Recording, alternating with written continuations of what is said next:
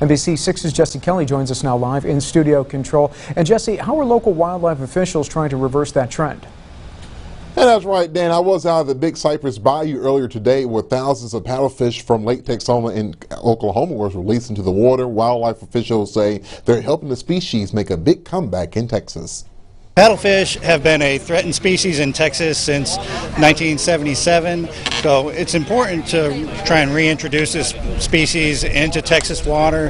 The paddlefish is the oldest surviving species in North America. It is older than dinosaurs by 50 million years.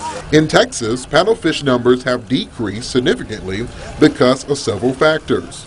Damming of rivers where they couldn't navigate, where water flows interrupted, and also potentially overfishing for caviar. With the building of the Lake of the Pines Dam, U.S. Fish and Wildlife Project leader Mike Montang said the dam messed up the habitat of the paddlefish.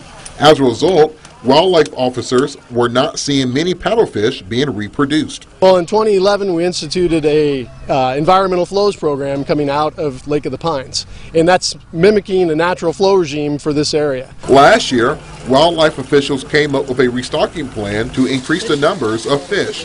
Officials released 2,000 paddlefish into Big Cypress Bayou. A part of the U.S. Fish and Wildlife and the Texas Parks and Wildlife 10-year plan, they will continue to release more paddlefish out into area waterways.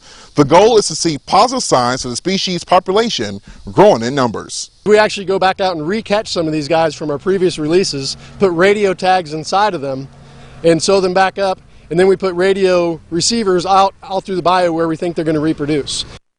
And at the end of the 10-year release project, wildlife officials would have released over 100,000 paddlefish. Dan?